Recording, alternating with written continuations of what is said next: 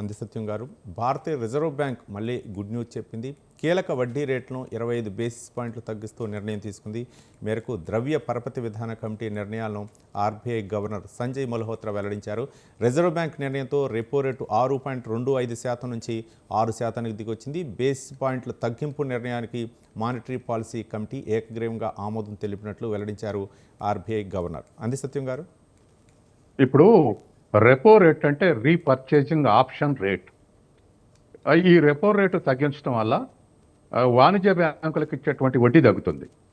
వాణిజ్య బ్యాంకులకు reserve bank ఇచ్చేటువంటి ఏవైతే ఉన్నాయో గవర్నమెంట్ సెక్యూరిటీస్ పెట్టుకొని ఇస్తే వాటి రేటు 25 బేస్ పాయింట్లు అంటే దరిదాపు ఒక పావల వడ్డీ తగ్గినట్టే.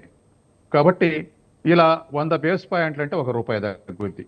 ఇప్పుడు సుమారు 6.25 నుంచి 6కు తగ్గింది.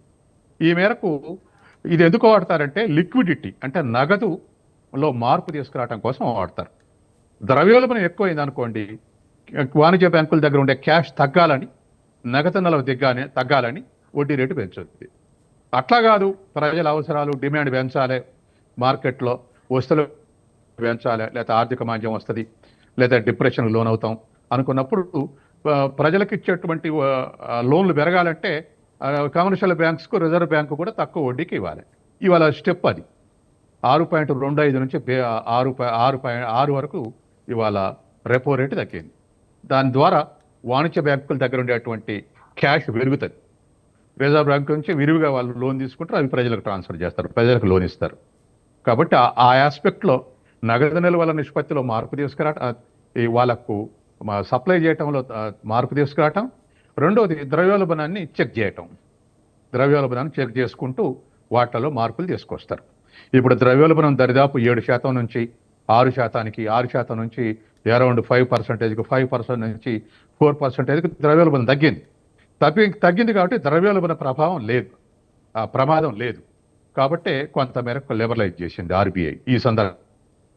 అందువల్ల ప్రజలకు కొంత నగదు పెరిగే అవకాశం ఉంది ప్రజల చేతుల్లో. రైట్. అందిసత్యం అంటే ఏ రంగాల వారికి కొంచెం ఉపశమనం కలిగే అవకాశాలు ఉన్నాయనుకోవచ్చు ఈ యొక్క వడ్డీ రేట్లో?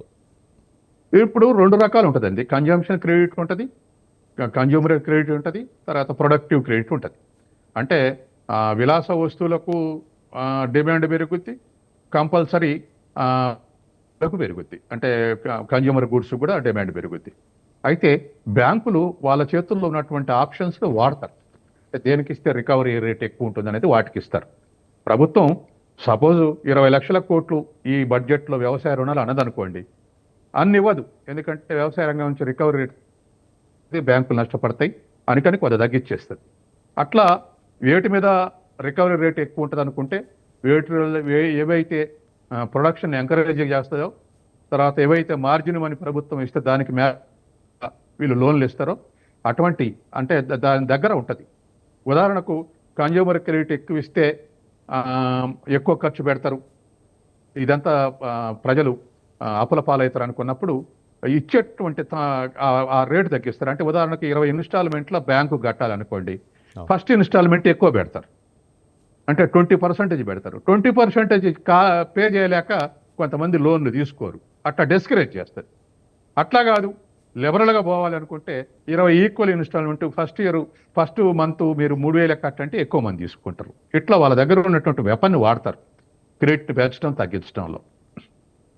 అందిసత్యం గారు, అంటే గృహ వినియోగదారులకు ఎక్కువగా ఇది లబ్ధి చేకూర్చే అవకాశం ఉంది. ముఖ్యంగా వడ్డీలు ఎవరైతే ఉన్నారో ఈ అంటే సీనియర్ సిటిజన్లని కూడా ఆకర్షించడానికి ఉందనుకోవచ్చా? అట్లేం ప్రత్యేకంగా రిజర్వ్ బ్యాంక్ చెప్పదండి. రిజర్వ్ బ్యాంక్ కేవలం వడ్డీ తగ్గించి వాణిజ్య బ్యాంకులకు వడ్డీకి ఇస్తుంది.